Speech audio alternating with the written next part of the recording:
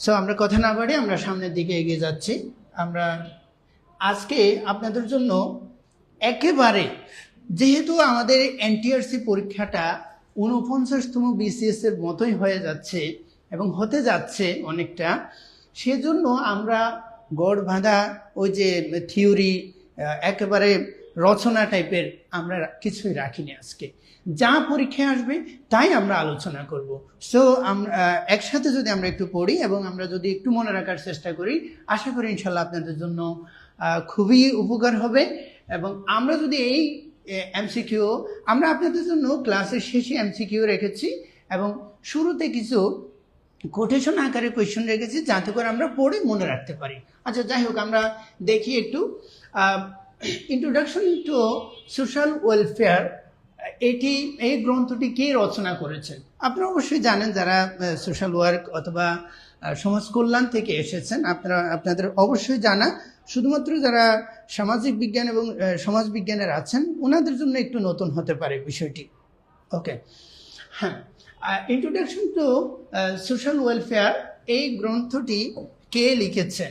হ্যাঁ, এখানে আপনারা অবশ্যই দেখতে পাচ্ছেন এবং যারা সমাজকর্মীরা আছেন ওনারা একটু কমেন্টস করে জানিয়ে দিবেন কে লিখেছেন, যাতে করে আমাদের এই এমসিকিউটা অথবা এই একেবারে তথ্যটা যেন আমাদের মনে থাকে এবং পরীক্ষায় যেন আমরা হুবহু একেবারে আমাদের যে আমরা জানি এই জিনিসটা একেবারে প্রকাশ করে দিতে পারি ওখানে।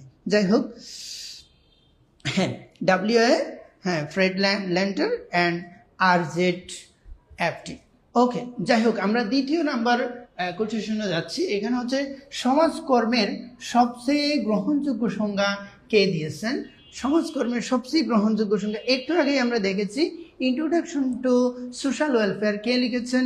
তাহলে ওখানে যেহেতু দুইজন লেখক, আমরা এখানে একজনকে নেব, উনি হচ্ছে প্রথম রাইটার যিনি, ওনার নামটাই এখানে দেখতে পাচ্ছি আমরা, WA ফ্রেড, হ্যাঁ, লেন্টার। উনি হচ্ছেন সমাজকর্মের সবচেয়ে গ্রহণযোগ্য সংজ্ঞা দিয়েছেন। আমরা চাইলে আপনাদের জন্য অনেক কিছু থিওরি রাখতে পারতাম, সমাজকর্মের সংজ্ঞা, প্রকৃতি, হ্যান ত্যান অনেক কিছু, কিন্তু আমরা কিছুই রাখিনি, শুধুমাত্র কোটেশন আকারে আপনাদের জন্য কিছু কোটেশন রেখেছি এবং আমরা ক্লাসের শেষে অবশ্যই এমসিকিউ রেখেছি যা আমাদের পরীক্ষায় আসবে। ওকে, যাই হোক, আমরা এখন 3 নম্বর কোটেশনে যাচ্ছি। সমাজকর্মকে একটি পেশা, বিজ্ঞান এবং কলা হিসেবে আখ্যায়িত করেছেন কে? একই ব্যক্তি, WA, হ্যাঁ, ফ্রেড ল্যান্টার। ওকে, এরপরে আমরা দেখতে পাচ্ছি কত সালে আমেরিকায় অর্থনৈতিক মহামন্দা সংগঠিত হয়েছিল? 1929 সালে। 1929 সালে আমেরিকায় একটি মহামন্দা হয়েছিল। এটি আমরা এমসিকিউতেও আমরা সামনে পেয়ে যাব। হ্যাঁ, এরপরে আমরা দেখি একটু ভারতীয় উপমহাদেশে চলে আসলাম। চিরস্থায়ী বন্দোবস্ত কখন প্রবর্তন করা হয়? 1793 সালে চিরস্থায়ী বন্দোবস্ত প্রবর্তন করা হয়। আমরা পরবর্তী 6 নাম্বার কোটেশনে কি আছে একটু দেখে নেব। 6 নম্বরে আমরা দেখতে পাচ্ছি সমাজ কল্যাণের সবচেয়ে গ্রহণযোগ্য সংজ্ঞা কে দিয়েছেন? আমরা অবশ্যই এটি দেখেছি এবং একটু আগে সমাজকর্মের দেখেছিলাম, এটা আমি আবার দেখাচ্ছি একটু। হ্যাঁ, এখানে আমরা সমাজকর্মের দেখেছিলাম। যাই হোক, সমাজকর্মের কিন্তু অর্থাৎ আমরা যারা বিশেষ করে ঢাকা বিশ্ববিদ্যালয় ব্যতীত অন্যান্য বিশ্ববিদ্যালয়, যেমন জাতীয় বিশ্ববিদ্যালয় বলেন, অন্যান্য বিশ্ববিদ্যালয়ে সমাজকর্ম হিসেবে পড়ানো হয়, কিন্তু শুধুমাত্র ঢাকা বিশ্ববিদ্যালয়ে যে আজিমপুর কবরস্থানের পাশেই এখানে সমাজ কল্যাণ হিসেবে পড়ানো হয়। দুইটাই একই। একটা হচ্ছে জাতীয় বিশ্ববিদ্যালয় অথবা অন্যান্য বিশ্ববিদ্যালয়ের সমাজকর্ম যেটাকে বলে, ঢাকা বিশ্ববিদ্যালয় সেটিকে সমাজ কল্যাণ হিসেবে বলে। এই যে আমরা এখানে দেখতে পাচ্ছি সমাজ কল্যাণ, তার মানে এটি একমাত্র DU-তে যে সাবজেক্টটি পড়ানো হয়েছে ওটা সমাজ কল্যাণ। হ্যাঁ, সমাজ কল্যাণের সবচেয়ে গ্রহণযোগ্য সংজ্ঞা দিয়েছেন এই একই ব্যক্তি, WA ফ্রেড ল্যান্টার অ্যান্ড RZFT।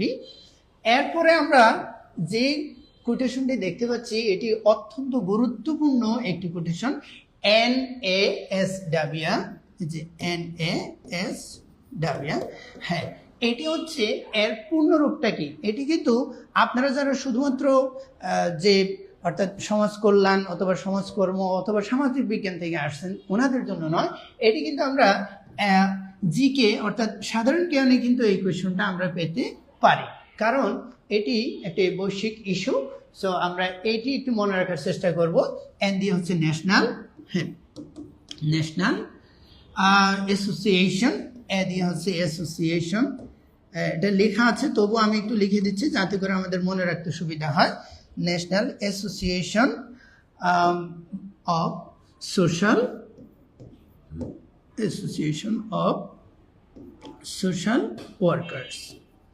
ওকে, হ্যাঁ, আশা করি আপনারা বুঝতে পেরেছেন। এরপরে আমরা 8 নম্বর কোটেশনে একটু যাব। সোশ্যাল ডায়াগনোসিস গ্রন্থের রচয়িতাকে মেরি রিচমন্ড। মেরি রিচমন্ড হচ্ছে সোশ্যাল ডায়াগনোসিস গ্রন্থের রচয়িতা। 9 নম্বর আমরা দেখতে পাচ্ছি সর্বপ্রথম কোন দেশে সমাজকর্ম পেশার উদ্ভব ঘটে। এই জিনিসগুলো কিন্তু খুবই দরকারি এবং আপনার সমাজকর্মকে জানতে গেলে আমাদের এই জিনিসগুলো অবশ্যই জানতে হবে। ইংল্যান্ডে জন্ম হয়, অর্থাৎ সমাজকর্মকে তারা পেশা হিসেবে গ্রহণ করেছে এবং ইংল্যান্ডে সর্বপ্রথম এটিকে পেশা হিসেবে স্বীকৃতি দেওয়া হয় এবং ওখানে এই পেশার উদ্ভব ঘটে। ডাব্লিউ.এফ. ফ্রিডল্যান্ডার তার লিখিত গ্রন্থে কয়টি ক্ষেত্রকে সমাজকর্মের পরিধির অন্তর্ভুক্ত করেছেন? উনি হচ্ছে 13টি ক্ষেত্রকে অন্তর্ভুক্ত করেছেন। মাত্র 13টি ক্ষেত্রকে তিনি সমাজকর্মের পরিধি অন্তর্ভুক্ত করেছেন। আমরা পরবর্তীতে 13টি ক্ষেত্র জেনে নেব। এরপর আমরা 11 নম্বরে দেখতে পাচ্ছি ইন্ট্রোডাকশন টু সোশ্যাল ওয়ার্ক গ্রন্থের লেখক কে? ইন্ট্রোডাকশন টু সোশ্যাল ওয়ার্ক গ্রন্থের লেখক হচ্ছে William Farley and Larry Lorenzo Smith and Scott W Boyle. Okay, যাই হোক, আমরা পরবর্তী দেখি 12 নম্বর কোটেশনে আমাদের জন্য কি অপেক্ষা করছে। আমরা এখানে দেখতে পাচ্ছি বিজ্ঞানের সংজ্ঞা দিয়েছেন এমন একটি সংস্থা বা গ্রন্থের নাম লিখো। এই যে ইউনেস্কো কিন্তু এখানে কিন্তু বিজ্ঞান আছে, এই যে এস দিয়ে কিন্তু সায়েন্স, এই যে আমরা পরবর্তী কোটেশনে কিন্তু আমরা দেখতে পাবো এটি। ওকে, হ্যাঁ, বিজ্ঞানের সংজ্ঞাটা পরিপূর্ণ আকারে দিয়েছেন হচ্ছে ইউনেস্কো, কারণ ইউনেস্কো হচ্ছে আমরা দেখতে পাচ্ছি ইউনেস্কো শিক্ষা নিয়ে কাজ করে এবং বিজ্ঞান নিয়ে কাজ করে এবং কালচার নিয়ে কাজ করে। ইউনেস্কো মূলত 3টা জিনিস নিয়ে কাজ করে। আমরা ইউনেস্কোর পূর্ণ রূপ যখন দেখব, এই যে ইউনেস্কোর পূর্ণ রূপ 13 নম্বরে আমরা ইউনেস্কোর পূর্ণ রূপ দেখতে পাচ্ছি ইউনাইটেড নেশনস, হ্যাঁ, educational and scientific and cultural organisation.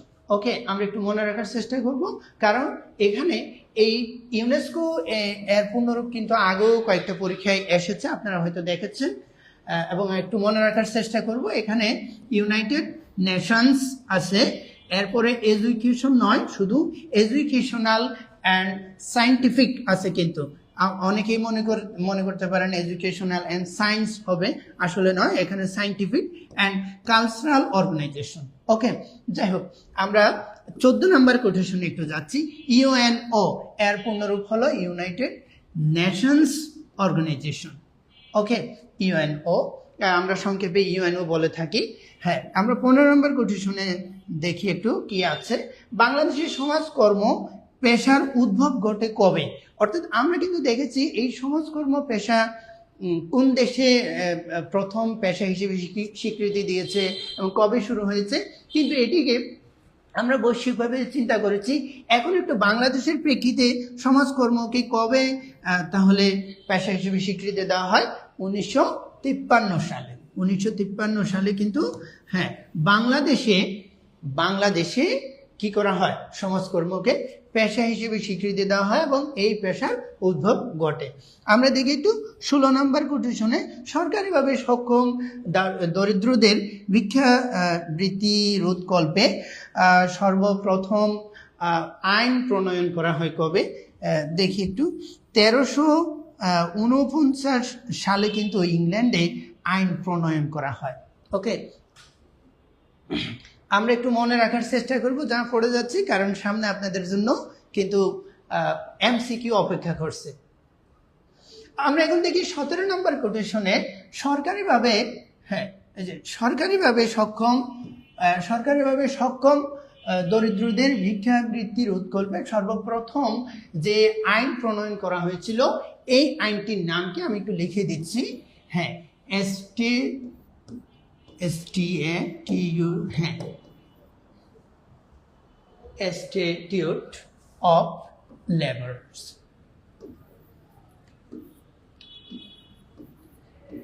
LABORERS, ওকে, হ্যাঁ, Institute of Laborers বা শ্রম আইন। আপনারা যারা LLB করেছেন অথবা লয়ের সাথে সম্পৃক্ত, ওনারা অবশ্যই জানেন হ্যাঁ শ্রম আইন সম্পর্কে। হ্যাঁ, এরপর আমরা 18 নম্বর কোটেশন একটু দেখব। 1562 সালে প্রণীত আইনটির নাম কি? একই নাম তবে একটু ভিন্ন, হ্যাঁ, ইনস্টিটিউট অফ আর্টিফিসার্স, ওকে। এরপর আমরা 19 নম্বরে দেখতে পাচ্ছি হ্যাঁ স্পিনহ্যাম ল্যান্ড অ্যাক্ট কখন প্রণীত হয়? হ্যাঁ 1795 সালে। আমরা একটু এগুলো মনে রাখার চেষ্টা করব, কারণ আমাদের সামনে MCQ সলভ করার জন্য এই সালগুলো অথবা আইনের যে নামগুলো খুবই প্রয়োজন হতে পারে। হ্যাঁ, CUS এর পূর্ণরূপ কি? Charity organisation society. এই যে আমরা জানি যে NGO গুলো রয়েছে, NGO কিন্তু চ্যারিটির কাজ করে থাকে, তাছাড়া শুধু চ্যারিটি নিয়ে কাজ করে। হ্যাঁ, এরকম কিছু অর্গানাইজেশন আছে বাংলাদেশে অথবা বিশ্বেই আছে, কিছু বৈশ্বিক এরকম চ্যারিটি অর্গানাইজেশন বাংলাদেশেও অক্সফাম রয়েছে, আমরা জানি অবশ্যই। হ্যাঁ, অক্সফাম কিন্তু বাংলাদেশে কাজ করে থাকে। হ্যাঁ, যাই হোক, আমরা চ্যারিটি নিয়ে আলোচনা করছিলাম। CUS এর পূর্ণ অর্থ হচ্ছে চ্যারিটি, এই যে CHARITY, charity organisation society, charity organisation society. আমরা একটু দেখি এরপরে 21 নম্বরে কি আছে, ভিভারিজ রিপোর্ট কখন প্রণীত হয়? আমরা এগুলো যেহেতু পরীক্ষায় MCQ আকারে আসবে, আমরা একটু সালগুলো মনে রাখার চেষ্টা করব, ওকে। হ্যাঁ, 1942 সালে আর্থার গ্রিনওড এর সম্মতিক্রমে ভিভারিজ রিপোর্ট প্রণীত হয়। এখানে আমরা ভিভারিজ রিপোর্ট কখন প্রণীত হয়? 1942 সালে। আমি একটু আপনাদের সুবিধার্থে কার ও সম্মতিক্রমে এটি প্রণীত হয় একটু দিয়ে রেখেছি। আর্থার গ্রিনওডের সম্মতিক্রমে ভিভারেজ রিপোর্ট প্রণীত হয়। আমরা একটু দেখি এরপরে 22 নম্বরে কি আছে, বসতি আইন কমিশন কখন গঠিত হয়? বসতি আইন কমিশন কখন গঠিত হয়?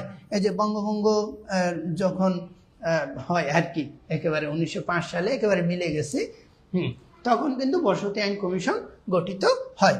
যাই হোক, আমরা আমাদের পরবর্তী কোটেশন কি আছে একটু দেখে নেব। সেটা হচ্ছে কোন রিপোর্টের উপর ভিত্তি করে ইংল্যান্ডে ব্যাপক সামাজিক নিরাপত্তামূলক আইন প্রণীত হয়? ভিভারিজ রিপোর্ট। এই যে একটু আগেই কিন্তু আমরা দেখলাম, যে একটু আগের কোয়েশ্চনে আমরা দেখেছি। হ্যাঁ, যাই হোক, আমরা এখন দেখব এবং আমরা সামনে MCQতে এগুলো আপনাদের যেহেতু লাগবে, তাই আমরা একটু মনে রাখার চেষ্টা করব। হ্যাঁ, কোন রিপোর্টের উপর ভিত্তি করে? ভিভারিজ রিপোর্টের উপর ভিত্তি করে ইংল্যান্ডে ব্যাপক সামাজিক নিরাপত্তামূলক আইন প্রণীত হয়। 24 নম্বর কোটেশনে আমরা দেখতে পাচ্ছি ইংল্যান্ডে পারিবারিক ভাতা আইন কখন প্রণীত হয়? হ্যাঁ, 1949। হ্যাঁ, এই যে 1949। হ্যাঁ, 1949 সালে কিন্তু কি হয় আপনার ইংল্যান্ডে পারিবারিক ভাতা আইন প্রণীত হয়। 25 নম্বর দেখতে পাচ্ছি ইংল্যান্ডের সরকারি সাহায্য আইন কখন প্রণীত হয়? 1948 সালে। আমরা জানি হ্যালুসিনেশন না হয় আমাদের, কারণ এখানে সবগুলো সাল দিয়ে মনে রাখতে হবে। আপনাকে মনে রাখতে হবে সমাজকর্মকে কোন দেশ স্বীকৃতি দিয়েছিল, পেশা হিসেবে স্বীকৃতি দিয়েছে, কবে স্বীকৃতি দিয়েছে, বাংলাদেশ কবে স্বীকৃতি দিয়েছে এটাও জানতে হবে। এবং যে আপনার ভিক্ষাবৃত্তি আইন বন্ধ করার জন্য একটা আইন প্রণীত হয়েছে। এরপর হচ্ছে বসতি আইন রয়েছে। এরপর আমরা দেখতে পাচ্ছি ভিভারেজ রিপোর্টের কথা ওখানে উল্লেখ আছে। 1949 সালে পারিবারিক ভাতা আইন চালু হয় এবং ইংল্যান্ডের সরকারি সাহায্য আইন হচ্ছে 1948 সালে। আমরা সবগুলো যদি একটু মনে রাখতে পারি, তাহলে আমরা সামনে এমসিকিউতে যেমন ভালো করতে পারবো, ইনশাল্লাহ সামনে পরীক্ষায় আমাদের মনে হবে টিউটোরিয়ালের একটি সিটি রুম অর্থাৎ ক্লাস টেস্ট রুম। যাই হোক, আর যারা ভর্তি আছেন এখানে আপনারা কিন্তু অবশ্যই এই টপিকের উপর বেস করে আপনাদের কাছ থেকে পরীক্ষা নেওয়া হবে। সেখানে আপনারা হুবহু এই এমসিকিউ অথবা কোটেশন পাবেন তা নয়, একটু ভিন্ন আকারে পাবেন, তবে যেগুলো পরীক্ষায় উপযোগী। হ্যাঁ, এরপর আমরা 26 দেখতে পাচ্ছি কোন ঘটনা সমাজকর্মের বিবর্তনের মাইলফলক হিসেবে কাজ করে। হ্যাঁ, ইংল্যান্ডের সামাজিক নিরাপত্তামূলক কর্মসূচি, যেটি এই যে ইংল্যান্ডের সামাজিক নিরাপত্তামূলক যে আইন অথবা কর্মসূচি হয়েছিল, এটি ইংল্যান্ডের সামাজিক নিরাপত্তামূলক কর্মসূচি প্রবর্তন সমাজকর্মের বিবর্তনের মাইলফলক হিসেবে কাজ করেছে। চতুর্দশ শতকের শুরুতে ইংল্যান্ডের দরিদ্রের কয়টি ভাগে ভাগ করা হয়? হ্যাঁ, দরিদ্রদের কয়টি ভাগে ভাগ করা হয়? হ্যাঁ, সক্ষম দরিদ্র আর এটা হচ্ছে অক্ষম দরিদ্র। আসলে আমরা জানি মানে দরিদ্ররা কিছু আছে ইচ্ছাকৃত দরিদ্র হয়ে যায়, তাই না? এই জন্য আমরা কিন্তু সক্ষম দরিদ্র, হ্যাঁ, আর কিছু আছে অক্ষম দরিদ্র। ওকে, দেখি আমরা এরপরে আমাদের জন্য কি অপেক্ষা করছে। এরপরে দেখি ইংল্যান্ডের প্রথম দরিদ্র আইন কোনটি? ইংল্যান্ডের প্রথম দরিদ্র আইন 1349 সালের শ্রমিক আইন হচ্ছে ইংল্যান্ডের প্রথম দরিদ্র আইন। 1339, হ্যাঁ 1349 সালের যে আইন, এটি হচ্ছে গরিব আইন আর কি। হ্যাঁ, ইংল্যান্ডের প্রথম গরিব আইন। হ্যাঁ, 1349 সালের শ্রমিক আইন প্রণয়ন করেন রাজা তৃতীয় এডওয়ার্ড। রাজা তৃতীয় এডওয়ার্ড। রাজা তৃতীয় এডওয়ার্ড কি গরিব আইন, সরি, হ্যাঁ, শ্রমিক আইন প্রণয়ন করেন। হ্যাঁ, এরপর আমরা দেখতে পাচ্ছি 30 নম্বর কোটেশনে আমার জন্য কি অপেক্ষা করছে। কোন আইনে সরকারি আনুকূল্যে সাহায্য প্রদানের প্রথম পরিকল্পনা গৃহীত হয়? দেখি, ইংল্যান্ডের তৎকালীন রাজা অষ্টম হেনরি কর্তৃক 1536 সালে প্রণীত দ্য স্ট্যাটিউট অফ 1536 আইন। ওকে, এরপর দেখি আমরা 31-এ শিক্ষানবিশ শ্রমিকদের কর্মঘণ্টা ও মজুরি নিয়মিতকরণ এবং কারিগর দক্ষতা বৃদ্ধিকল্পে প্রণীত আইনটির নাম কি? আর্টিফিশিয়ালস আইন 1562। আমরা কিন্তু এটি একবার পড়েছি। ওকে, হ্যাঁ, যাই হোক, 32-এ আমরা দেখি দ্য স্ট্যাটিউট অফ 1572 কার শাসনামলে পাশ হয়? দেখি, রানী প্রথম এলিজাবেথ এর শাসনামলে পাশ হয়। আমরা এতক্ষণ পর্যন্ত দেখলাম সমাজকর্ম শুরু থেকে একেবারে মোটামুটি, অর্থাৎ রানী এলিজাবেথের শাসনামল, তারপরে রাজা তৃতীয় এডওয়ার্ডের শাসনামল পর্যন্ত দেখলাম। এখন আমরা দেখব হচ্ছে আমাদের মোটামুটি কোটেশন শেষের দিকে, এরপর আমরা এমসিকিউর দিকে যাব। দেখি আমরা আমাদের 33 নম্বর কোটেশনে কি আছে। 1601 সালের দরিদ্র আইনে দরিদ্রদের কয়টি শ্রেণীতে বিভক্ত করা হয়? আমরা একটু আগে দেখেছি দরিদ্র দুই ধরনের, একটা হচ্ছে অক্ষম দরিদ্র আর একটা হচ্ছে সক্ষম দরিদ্র।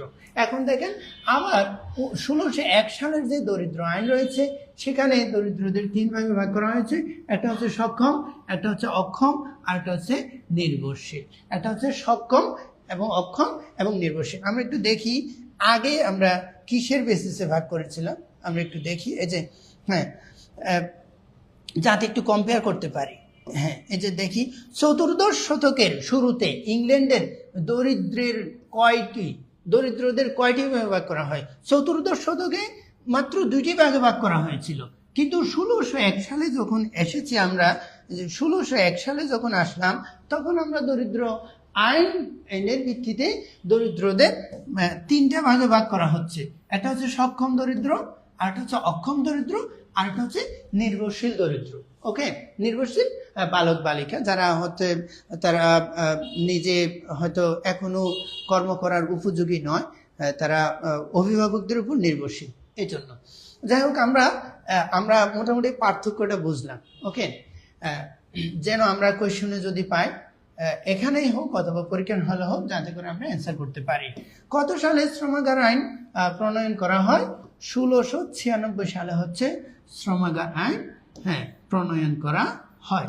1696 সালে শ্রমাগার আইন প্রণয়ন করা হয়। আমরা 35-এ দেখি দ্য সোশ্যাল ওয়ার্ক ডিকশনারি গ্রন্থটির সম্পাদনা করেন কি? এই কোয়েশ্চনটি কিন্তু অবশ্যই আসার একটা পসিবিলিটি রয়েছে, কারণ আপনার যে সাবজেক্টটিকে কোয়েশ্চেন করা হয় ওখান থেকে একটি কোর প্রশ্ন অবশ্যই দেওয়া হয়। দ্য সোশ্যাল ওয়ার্ক ডিকশনারি গ্রন্থটি কে লিখেছেন অথবা কে সম্পাদন করেছেন? রবার্ট এল বার্কার।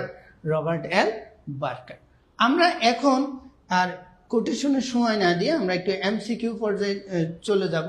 তবে আরেকটু কয়েকটা কোটেশন দেখে নিই। সরকারিভাবে দরিদ্রদের ভরণ পোষণের দায়িত্ব চূড়ান্তভাবে স্বীকার করে নেওয়া হয় কোন আইন প্রণয়নের মাধ্যমে? The institute of 1572। The institute of 1572 আইনের মাধ্যমে সরকারিভাবে দরিদ্রদের ভরণ পোষণের দায়িত্ব চূড়ান্তভাবে স্বীকার করে নেওয়া হয়। 37-এ দেখতে পাচ্ছি আমরা এলিজাবেথীয় দরিদ্র আইন কি, অথবা এটি এভাবে না এসে 43 এলিজাবেথ কি তাও আসতে পারে। এখানে দেখি আমরা 1601 সালের যে ইংল্যান্ডের পার্লামেন্টে একটি নতুন আইন গৃহীত হয়, এটি 1601 সালের দরিদ্র আইন বা এলিজাবেথীয় দরিদ্র আইন 1601 নামে পরিচিত। এবার 38-এ আমরা দেখতে পাচ্ছি 1601 সালের দরিদ্র আইনের কয়টি সাহায্য দানের নীতি ছিল? এখানে 3টি সাহায্য দানের নীতি ছিল। আমরা অবশ্যই এতক্ষণ পর্যন্ত আপনাদেরকে কোটেশন আকারে অথবা প্রশ্ন উত্তর পর্বের মাধ্যমে এক কথায় প্রশ্নের মাধ্যমে আমরা এতক্ষণ পর্যন্ত সমাজকর্মের পরিস্থিতি থেকে শুরু করে সমাজকর্মের একটা বিস্তারিত ধারণা দিলাম এবং পরিধি ধারণা আশা করি আপনারা পেয়ে গেছেন। এখন আমরা সরাসরি এমসিকিউতে চলে যাচ্ছি। এখন আপনাদের কাজ, এখন আমার কাজ মোটামুটি শেষ, এখন আপনাদেরই কাজ। এবং আপনারা একটু কাইন্ডলি কমেন্টস করে জানিয়ে দেন। এই যে সুজন সুজন স্যার লিখেছেন প্রথম দরিদ্র আইন এলিজাবেথ আইন 1601। অবশ্যই নদী আক্তার, আপনাকে অসংখ্য ধন্যবাদ। মালেক কে ওনাকে একটু মেনশন করে দেওয়ার জন্য। যাই হোক, আমরা একটু দেখি, আপনারা আমাদের সাথে একটু অ্যান্সার করুন। অ্যান্সার করলে আমরা পরবর্তী এমসিকিউতে চলে যেতে পারবো। আপনি একটু অ্যান্সার করে জানিয়ে দেন সামাজিক কাজ মূলত কোন বিষয়ের সাথে সম্পর্কিত? যে সামাজিক কাজ করি আমরা, অর্থাৎ মানুষের উপকার করা, এটি কিন্তু কিসের সাথে সম্পর্কিত একটু আপনাদেরকে অ্যান্সার করার মধ্য দিয়ে বলতে হবে। এখানে আপনারা কেউ কি আছেন একটু অ্যান্সার করার মতো? একটু কাইন্ডলি আপনারা অ্যান্সার করে জানিয়ে দিলে আমরা আপনাদের সাথে নিয়ে এগিয়ে যেতাম। যাই হোক, আর কি সুজন স্যার লিখেছেন অর্থনৈতিক উৎপাদন। আসলে সামাজিক কাজ, এখানে আমরা একটু দেখি, এটা হচ্ছে সামাজিক কাজ। এই যে সামাজিক কাজ মূলত প্রকৌশল উন্নয়নের দিকে যাবে, নাকি অর্থনৈতিক উৎপাদন, নাকি রাজনৈতিক ক্ষমতা, নাকি মানব সম্পদের দিকে যাবে? একটু কাইন্ডলি আপনারা যদি বলতেন। আপনারা যারা আছেন একটু কমেন্টস করে জানিয়ে দিবেন আমাদেরকে। আমরা এখন এমসিকিউতে চলে এসেছি। আর কে সুজন স্যার উনি লিখেছেন গ অ্যান্সার। আসলে আমরা গ নিতে পারছি না। আর আপনারা যারা আছেন একটু কাইন্ডলি জানাবেন। সামাজিক কাজ, এই যে রুকসানা আক্তার ম্যামকেও বলছি, সামাজিক কাজ কোন বিষয়ের সাথে সম্পর্কিত? সামাজিক কাজ, কিন্তু আমি বারবার বলছি সামাজিক কাজ। এটি কেন অর্থনৈতিক উৎপাদন বলছেন আপনারা একটু কাইন্ডলি যদি বলতেন। আহসান স্যারও বলছেন অর্থনৈতিক উৎপাদন। না, আমরা অর্থনৈতিক উৎপাদনের সাথে তো এখানে সামাজিক কাজের সম্পর্ক নেই। হ্যাঁ, এখানে আমরা প্রকৌশল উন্নয়ন নিতে পারবো না, প্রকৌশল উন্নয়ন নিতে পারবো না, অর্থনৈতিক উৎপাদনও নিতে পারবো না, এবং রাজনৈতিক ক্ষমতাও কিন্তু এখানে নেই, অনুপস্থিত। সো আমরা মানব সম্পর্ককে নিব, কারণ আপনি মানুষের জন্যই কাজ, সামাজিক কাজ মানে হচ্ছে সমাজের জন্য কাজ। তো সমাজে কারা বসবাস করে? মানুষ। এজন্য অর্থাৎ সামাজিক কাজ মূলত মানব সম্পর্ক বিষয়ের সাথে সম্পর্কিত। হ্যাঁ, এই যে মানব সম্পদ লিখেছেন আছেন স্যার, আপনাকে অসংখ্য ধন্যবাদ। নদী আক্তার ম্যাম সঠিক অ্যান্সার করেছেন, আপনাকে অসংখ্য ধন্যবাদ। সুমাইয়া জান্নাত ম্যামকে বলবো একটু আপনি একটু অ্যান্সারটা চেক করার জন্য। ওকে, মানব সম্পর্ক হবে। ওকে, যাই হোক, আমরা পরবর্তী কোয়েশ্চনে চলে যাচ্ছি। আমাদের পরবর্তী কোয়েশ্চনটি হচ্ছে সামাজিক কাজের প্রধান উদ্দেশ্য কি? সামাজিক কাজের প্রধান উদ্দেশ্য কি? এটা জানি আমরা, মুনাফা অর্জন হচ্ছে ব্যবসায়ের প্রধান উদ্দেশ্য। হ্যাঁ, ওকে, ব্যবসায়ের প্রধান উদ্দেশ্য হচ্ছে কি? হ্যাঁ, মুনাফা অর্জন করা, ব্যবসা পরিচালনা। হ্যাঁ, এটি তো অর্থাৎ ব্যবসায়ের সাথে রিলেটেড। অর্থনৈতিক উন্নয়ন করা, অর্থনৈতিক উন্নয়ন করা কিন্তু অর্থাৎ সামাজিক কাজের প্রধান উদ্দেশ্য হতে পারে না। আপনারা যারা লিখছেন একটু কাইন্ডলি 2 কত এভাবে লিখবেন। হ্যাঁ, 2 ক, হ্যাঁ 2 ক অথবা 2 খ এভাবে একটু অ্যান্সার করবেন, তাহলে আমাদের জন্য বুঝতে সুবিধা হবে। আপনারা একটু কাইন্ডলি, হ্যাঁ প্রথমটাই ভুল গেল, ইসমাত জাহান হানি ম্যাম লিখেছেন। যাই হোক, অসুবিধা নেই, আমরা এখানে থেকে শিখবো এবং পরীক্ষার হলে গিয়ে অ্যাপ্লাই করব। এবং আপনারা যারা আমাদের সাথে ভর্তি আছেন, আপনাদের কাছ থেকে কিন্তু আবার আমরা কি নেব, পরীক্ষা নেব। এই হুবহু যে এমসিকিউগুলো দিব তা না, একটু ভিন্ন আকারের এমসিকিউ দেব, তাহলে আপনারা ইনশাল্লাহ নিজেদের অবস্থান জানতে পারবেন এবং পরীক্ষার জন্য নিজেকে যথাযথ প্রস্তুত করতে পারবেন। যাই হোক, হ্যাঁ আহসান স্যার লিখেছেন, কলিজার স্যার আপনাকে অসংখ্য ধন্যবাদ। হ্যাঁ, এই কমেন্টসগুলোর মধ্য দিয়ে আমরা আসলে সামনে এগিয়ে যাই। যাই হোক, আপনাদের জন্যই বেঁচে থাকা। হ্যাঁ, সামাজিক কাজের প্রধান উদ্দেশ্যটা একটু বলবেন কাইন্ডলি। আমি লিখেছি ব্যবসায়ের প্রধান উদ্দেশ্য হচ্ছে মুনাফা অর্জন করা এবং ব্যবসা পরিচালনা করা। এটাই কিন্তু অর্থনৈতিক কাজের সাথে সম্পর্কিত। এই যে অর্থনৈতিক কাজের সাথে সম্পর্কিত, আর অর্থনৈতিক উন্নয়ন তো মূলত অর্থনৈতিক কাজের সাথে সম্পর্কিত। সো আমরা এখান থেকে নেব হচ্ছে সামাজিক কল্যাণ হচ্ছে আমাদের কি? সামাজিক কল্যাণ হচ্ছে সামাজিক কাজের প্রধান উদ্দেশ্য হচ্ছে সমাজের কল্যাণ করা। ওকে, জি অসংখ্য ধন্যবাদ যারা সঠিক অ্যান্সার করেছেন। হানজালা হাফিজ স্যার অ্যান্সার করেছেন, সঠিক অ্যান্সার করেছেন। মালিককে উনিও অ্যান্সার করেছেন, সঠিক অ্যান্সার করেছেন, আপনাকে অসংখ্য ধন্যবাদ। রুকসানা আক্তার ম্যামকেও অসংখ্য ধন্যবাদ। সানজিদা প্রমি ওনাকেও অসংখ্য ধন্যবাদ। আহসান স্যারকে অসংখ্য ধন্যবাদ জানাচ্ছি। এবং হ্যাঁ, যাই হোক, আমরা এখন একটু পরবর্তী এমসিকিউতে যাব। আমাদের পরবর্তী এমসিকিউ হচ্ছে সামাজিক কাজের জনক, ফাদার অফ সোশ্যাল ওয়ার্ক হিসেবে কাকে বলা হয়?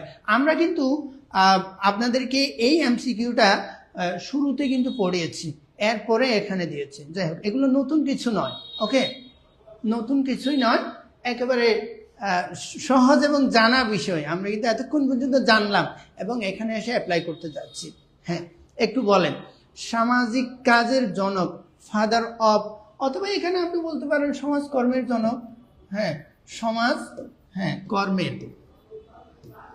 সমাজকর্মের জনক অথবা সমাজ কল্যাণের জনককে, সমাজ কল্যাণের জনক। হ্যাঁ, এই যে সমাজ কল্যাণের জনক। হ্যাঁ, মেরে রেসপন্ড হচ্ছে কি সমাজ কল্যাণের জনক। মিষ্টি না ঝাল? যাই হোক, হ্যাঁ সবাই হ্যাঁ মোটামুটি ক্লাসটি উপভোগ করছেন, আপনাদেরকে অসংখ্য ধন্যবাদ। হ্যাঁ, একটু কাইন্ডলি আমাদের সাথে একটু অ্যান্সারগুলো কমেন্টসে যদি করেন তাহলে আমরা একটু সামনে এগিয়ে যেতে পারবো। হ্যাঁ, এমডি সিরাজুল ইসলাম আকিল মামা দেখছেন ক্লাস। যাই হোক, হ্যাঁ একটু কাইন্ডলি অ্যান্সার করার মধ্য দিয়ে আমাদেরকে হেল্প করেন, না তো আমরা সামনে এগিয়ে যেতে পারি। হুম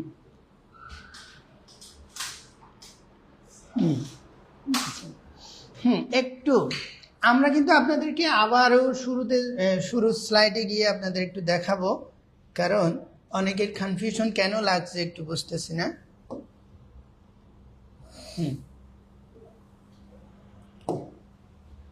আমরা কি এখানে একটু পড়ি নাই? হ্যাঁ, অর্থাৎ সমাজকর্মের যে জনক, সমাজকর্মের জনককে একটু খুঁজে নেন আপনারা। হ্যাঁ, এখানে একটু দেখেন তো আপনারা সমাজকর্মের অর্থাৎ জনককে।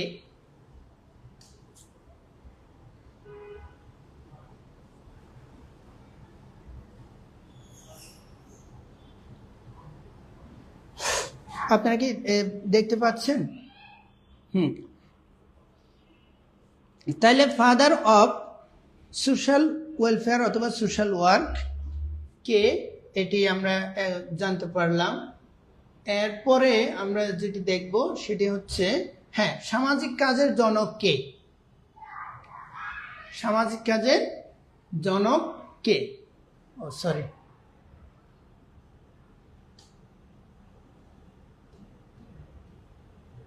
হ্যাঁ, সামাজিক কাজের জনক কে? উনি হচ্ছে, হ্যাঁ, মেরি রিসমন্ড হচ্ছে সামাজিক কাজের জনক। হ্যাঁ, হ্যাঁ, মেরি রিসমন্ড, হ্যাঁ, সুমাইয়া জান্নাত দেখছেন। হ্যাঁ, মেরি রিসমন্ড হচ্ছে সামাজিক কাজের জনক, অর্থাৎ সমাজকর্মের জনক উনি। এর পরবর্তী এমসিকিউ আমরা একটু দেখব, সেটি হচ্ছে, এটি কিন্তু আমরা আপনাদের সাথে আলোচনা করেছি। এই এমসিকিউ, সোশ্যাল ডায়াগনোসিস গ্রন্থের লেখক কে? হ্যাঁ, যাই হোক,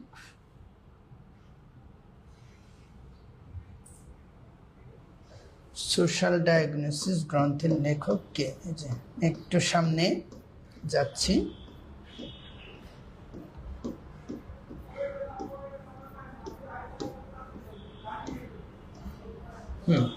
এই যে এখন অ্যান্সার করুন আপনারা, এখন অ্যান্সার করুন সোশ্যাল। হ্যাঁ, এটি কিন্তু আমরা স্লাইডে আলোচনা করেছিলাম। হ্যাঁ, সোশ্যাল ডায়াগনোসিস একটু আগেও কিন্তু আমরা আপনাদের প্রিভিয়াস স্লাইড দেখিয়েছি। হ্যাঁ, আপনি তো ঠিকই, আমি তো ঠিকই বলেছিলাম। হ্যাঁ, সম্ভবত মেরি রেসপন্ড হতে পারে, শিওর জানি না। এরপর হ্যাঁ, নদী আক্তার ম্যাম লিখেছেন 3-এর ক।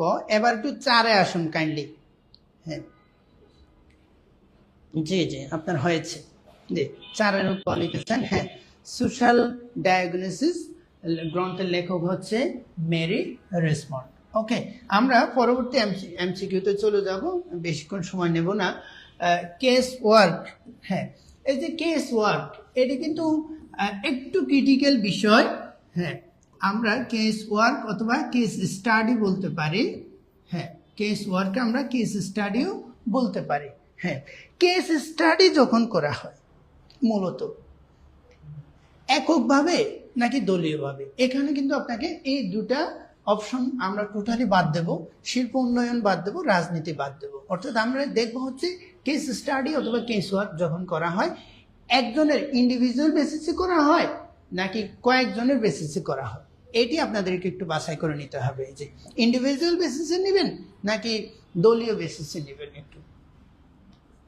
হ্যাঁ, 5-এর অ্যান্সার একটু আপনাদের কাছ থেকে আমরা আশা করছি। 5 নাম্বার কোয়েশ্চেনের অ্যান্সারটা আপনি একটু দিবেন। কেস ওয়ার্ক কোন বিষয়ের সাথে সম্পর্কিত? ব্যক্তিগত সমস্যা সমাধানের জন্য নাকি দলীয় আলোচনা? জি, 5 নাম্বারের অ্যান্সার আপনাদের কাছ থেকে আশা করছি। আশা করি 4-এর যারা সঠিক অ্যান্সার করেছেন আপনাদের অসংখ্য ধন্যবাদ জানাচ্ছি। এবং আমরা হুবহু এই কোয়েশ্চেনগুলো যদি আমরা আমাদের পরীক্ষার খাতায় পেয়ে যাই, পরীক্ষার প্রশ্নে পেয়ে যাই, আমাদের জন্য আল্লাহ ইনশাল্লাহ, অর্থাৎ একটা এই কোয়েশ্চেনগুলো যদি থাকে তাহলে আমাদের ইনশাল্লাহ আমাদের মনটাও ভালো হয়ে যাবে পরীক্ষার খাতায় দেখলে। ব্যক্তিগত সমস্যার সমাধান, এই তো, অসংখ্য ধন্যবাদ। আর কে সুজন স্যার, উনি আজকে সবগুলো কোয়েশ্চেনই অ্যান্সার করে যাচ্ছেন, আপনাকে অসংখ্য ধন্যবাদ, আবারও অসংখ্য ধন্যবাদ জানাচ্ছি। নদী আক্তার ম্যাম ও সহজ একেবারে 5-এর ক লিখেছেন, হ্যাঁ 5-এর ক। রুকসানা আক্তার ম্যাম উনি তো আমাদের নিয়মিত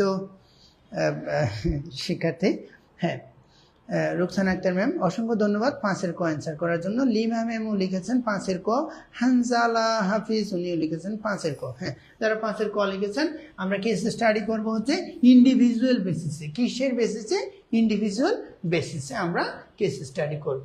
আমরা এখন একটু দেখি গ্রুপ ওয়ার্ক। এখন কেস স্টাডির ঠিক বিপরীত। আশা করি যারা বুঝতে পেরেছেন তারা একটু অ্যান্সার দিবেন। হ্যাঁ, গ্রুপ ওয়ার্ক কিসের জন্য ব্যবহৃত হয় একটু দেখেন তো কাইন্ডলি। গ্রুপ ওয়ার্ক কিসের জন্য? গ্রুপ ওয়ার্ক কি ব্যক্তিগত পরামর্শের জন্য নাকি অর্থাৎ শিল্প প্রতিষ্ঠানের জন্য? এটা বাদ দেবো আমরা। রাজস্ব ব্যবস্থাপনা তাও বাদ দেব। ব্যক্তিগত পরামর্শ নাকি ছোট দলের উন্নয়নের জন্য, অর্থাৎ দলীয় কাজ। এখানে গ্রুপ মানেই তো দল। যারা আশা করি কোয়েশ্চেনটি বুঝতে পারছেন সঠিক অ্যান্সার দিবেন। হ্যাঁ, সঠিক অ্যান্সার দিয়ে আমাদের পাশে থাকবেন। আপনাদের কমেন্টসের অপেক্ষায় আছি। স্যার বই কবে দিবেন? হ্যাঁ, এই যে রুকসানা আক্তার ম্যাম আমাদের ভর্তি হওয়া স্টুডেন্ট, উনি কমেন্টস করেছেন হচ্ছে বই কবে দিবেন। বইটা হচ্ছে এনটিআরসি এখনো পূর্ণাঙ্গ সিলেবাস দেয়নি, তাই আমরা আপনাদেরকে বই এখন দিতে পারবো না, সেটাও বলবো না। বই কিন্তু আমাদের রেডি আছে, তবে আমরা এনটিআরসি যখন ফাইনাল সিলেবাস দিবে ওই সিলেবাসের সাথে আমাদের বইয়ের একটু মিল করে তখন আমরা আপনাদেরকে বইটি দেব। ওকে, এতদিন আপনারা আমাদের সাথে যুক্ত, যারা যুক্ত আছেন আপনারা একটু কাইন্ডলি আপনাদেরকে পিডিএফ দিচ্ছি আমরা, এর সাথে আপনারা একটু গুগল স্ক্রল করে ইনশাল্লাহ আপনারা নিজেকে এগিয়ে রাখতে পারেন। এখানে 6-এর অ্যান্সার করে যাচ্ছেন। 6-এর অ্যান্সার করেছেন হানজালা হাফিজ স্যার, লিখেছেন 6-এর খ। অসংখ্য ধন্যবাদ। এখানে সবাইকে অসংখ্য ধন্যবাদ।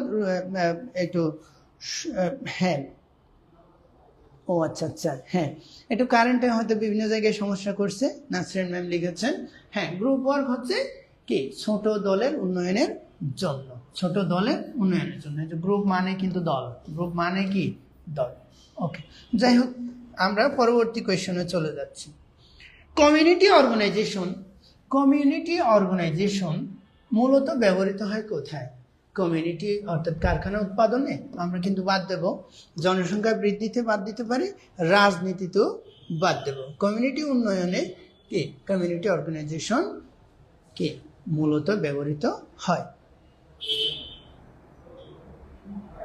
হ্যাঁ, জাকির স্যার প্রশ্ন করেছেন, হ্যাঁ পরীক্ষাটা সম্পূর্ণ এমসিকিউ হবে এবং 200 মার্কসের এমসিকিউ হবে। ওকে, আপনার সাবজেক্টিভ থেকে হ্যাঁ জেনারেল যে বিষয় আমি একটু ধারণা দিচ্ছি। জেনারেল বাংলা, হ্যাঁ ইংরেজি, বাংলা ইংরেজি, ম্যাথ এবং জিকে। হ্যাঁ জিকে এখান থেকে হচ্ছে আমরা অ্যাজিউম করে নিতে পারি 15 করে থাকবে। হ্যাঁ 15 করে থাকলে টোটাল হচ্ছে 60 মার্কস, কিন্তু আপনারা জেনারেল থেকে পাবেন। আর সাবজেক্টিভ আপনি যে সাবজেক্টিভ পরীক্ষা দিবেন, সাবজেক্টিভে যদি পরীক্ষা দেন আপনি, হ্যাঁ এখানে পাবেন হচ্ছে 140। টোটাল 200 মার্কসের এমসিকিউ, টোটাল 200 এমসিকিউ। ওকে, জি যারা কোয়েশ্চেন করেছেন একটু কাইন্ডলি আপনাদের সুবিধার জন্য দিলাম। এর মধ্যে আপনারা আশা করি অ্যান্সার করে ফেলেছেন। 7-এর অ্যান্সার সবাই 7-এর অ্যান্সার করেছেন। 7টা অত্যন্ত সহজ একটি প্রশ্ন ছিল। হ্যাঁ, এখন আমরা পরবর্তী কোয়েশ্চনে চলে যাচ্ছি। আশা করি স্যারের কোয়েশ্চনটি আমি অ্যান্সার করতে পেরেছি। হ্যাঁ, আর যারা এখনো যে নাম্বার বিভাজন সম্পর্কে জানেন না আপনাদের জন্য এটি, হ্যাঁ এখানে অর্থাৎ আমি আবারও বলছি সাবজেক্টিভে যারা সাবজেক্টিভ আমাদের 140 মার্কস, এটি আমরা যতদূর জানতে পেরেছি এনটিআরসি থেকে। এরপর হচ্ছে জেনারেল যে অংশ আমাদের, যেটি সবার জন্য সমান আর কি জেনারেল, এটি হচ্ছে বাংলাতে 15, ইংলিশে 15, ম্যাথে 15 এবং জিকেতে 15 করে টোটাল 60 মার্কস, আমরা 60 এমসিকিউ। এরপরে অর্থাৎ এই 140 এবং 60 দুটা মিলে হচ্ছে কি 200 এমসিকিউ থাকবে এবং আপনাকে এক বসাতেই অ্যান্সার করতে হবে, ওয়াশরুমে যাওয়ার কোনো সুযোগ নেই। হ্যাঁ, আমরা পরবর্তী কোয়েশ্চনে চলে যাব। 8 নাম্বার কোয়েশ্চন, NA এস ডাবিয়া আমরা কিন্তু এটি পূর্ণ রূপ আমরা দেখেছিলাম। এটির প্রধান উদ্দেশ্যটা কি আসলে আমরা কিন্তু পড়ে এসেছি, জাস্ট এখানে অ্যাপ্লাই করব। ওকে, হ্যাঁ, ওকে। আমরা একটু কাইন্ডলি দেখি, আপনারা একটু অ্যান্সার করুন। NASW, হ্যাঁ, national association of social workers, হ্যাঁ, national association of social workers এর প্রধান উদ্দেশ্য কি? আপনারা একটু অ্যান্সার করে জানিয়ে দেন। ওকে, একটু অ্যান্সার করে জানিয়ে দিবেন কাইন্ডলি। হ্যাঁ, একটু অ্যান্সার করে জানিয়ে দিবেন যাতে করে আমরা সামনে এগিয়ে যেতে পারি। আপনাদের অ্যান্সারের অপেক্ষায় আছি।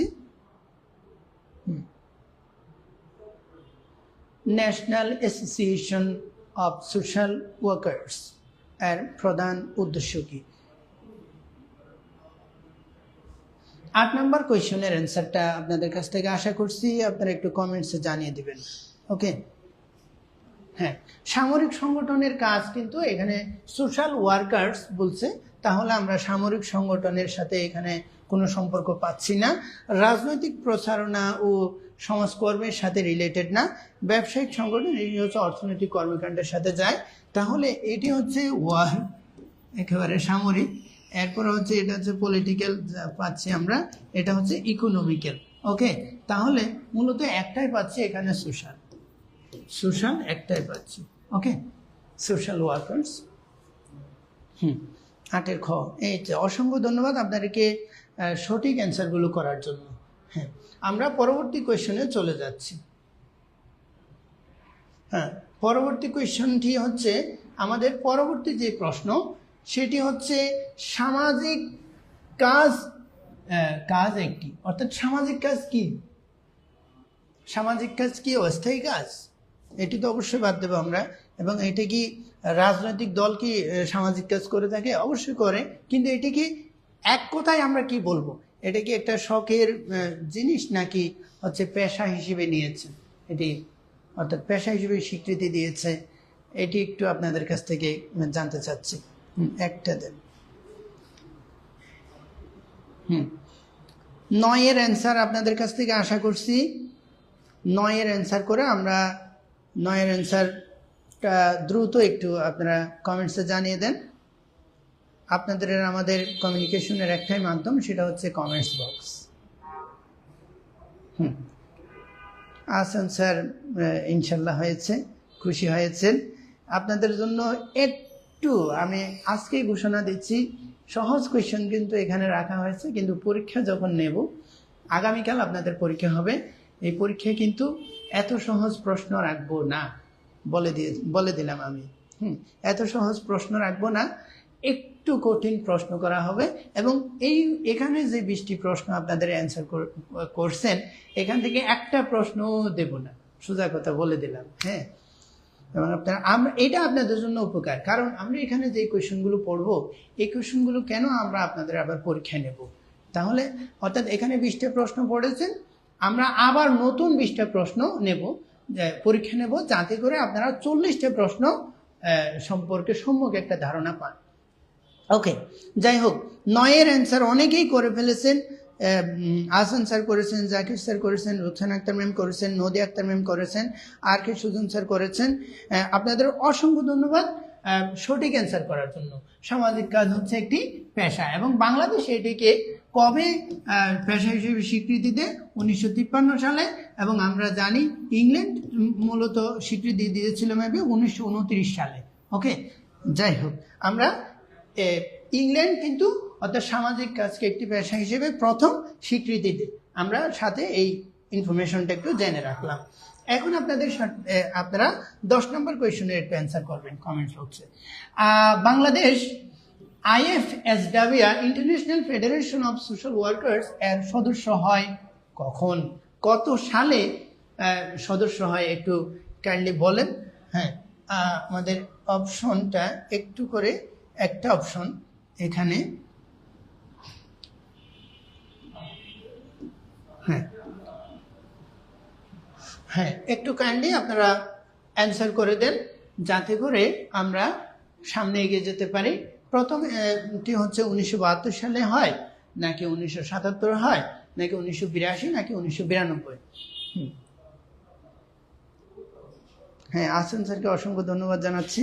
এবং আপনাকে আবার পরামর্শ দেব, আপনি হচ্ছে আমাদের বিসিএস 49তম বিসিএস সমাজবিজ্ঞানের যে অর্থাৎ ক্লাসগুলো নিয়েছিলাম, আমি 100টা কোয়েশ্চন 4টা ক্লাসে ভাগ করে নিয়েছি, 25টা করে। ওই ক্লাসগুলো দেখলে আপনারা যারা আমাদের দেখতে পাচ্ছেন, আপনাদের জন্য একটা রিকোয়েস্ট, সেটা হচ্ছে আপনারা যদি একেবারে বিসিএসের প্রশ্ন অর্থাৎ এমসিকিউ, নতুন যেহেতু এনটিআরসিএ এমসিকিউ পরীক্ষা নিতে যাচ্ছে, এই পরীক্ষাটি কেমন হবে এটির সম্যক ধারণা পেতে আপনারা 49তম বিসিএসের কোয়েশ্চনকে ফলো করতে পারেন। এজন্য আমরা এই 49তম বিসিএসের প্রশ্নের উপর 4টা ক্লাস নিয়েছিলাম। 100টা এমসিকিউকে 4 ভাগে ভাগ করে 25টা করে আমরা এমসিকিউ আলোচনা করেছি প্রত্যেকটা ক্লাসে। আপনারা আমাদের ওই ক্লাসগুলো চাইলে করে নিতে পারেন। আর এই ক্লাসগুলো যাদের একটু প্রয়োজন হবে তারা একটু আমাদেরকে কমেন্টস বক্সে জিএস লিখে কমেন্টস করবে। তাহলে আমাদের যারা প্রতিনিধি আছেন, অফিসে প্রতিনিধি আছেন, আপনাদের সমস্যার উপর ভিত্তি করে অথবা আপনাদের প্রয়োজনের উপর ভিত্তি করে আপনারা কি চাচ্ছেন এটি দেখে তারা আপনাদেরকে অর্থাৎ যে আমরা 4টা ক্লাস নিয়েছিলাম, এই 4টা ক্লাস আপনাদেরকে লিঙ্ক প্রোভাইড করবে। তাহলে আপনারা অবশ্যই এগিয়ে থাকতে পারবেন। এবং আমার যে ব্যক্তিগত অভিজ্ঞতা সেখান থেকে বলি, 49তম বিসিএসের যে ক্লাস আমরা একটা অর্থাৎ 4টা ক্লাস নিয়েছিলাম 49তম বিসিএসের 100 কোয়েশ্চেন সলভিং এর উপর। ওখান থেকে আমরা দেখলাম যে কোয়েশ্চেনগুলো সলভ করে দেখলাম সোশ্যাল ওয়ার্ক থেকে কোয়েশ্চেন আছে, সমাজ বিজ্ঞান থেকে প্রশ্ন আছে, এরপরে বাংলাদেশের সংবিধান থেকে প্রশ্ন আছে, এবং বাংলাদেশের যে ক্ষুদ্র নৃগোষ্ঠী রয়েছে তাদের এখান থেকে কিন্তু বিশাল একটি পোর্শন কিন্তু তাদের জন্য ছিল। এরপরে সবচেয়ে বড় বিষয় হচ্ছে সাম্প্রতিক বিষয়টি কিন্তু 49তম বিসিএস একেবারে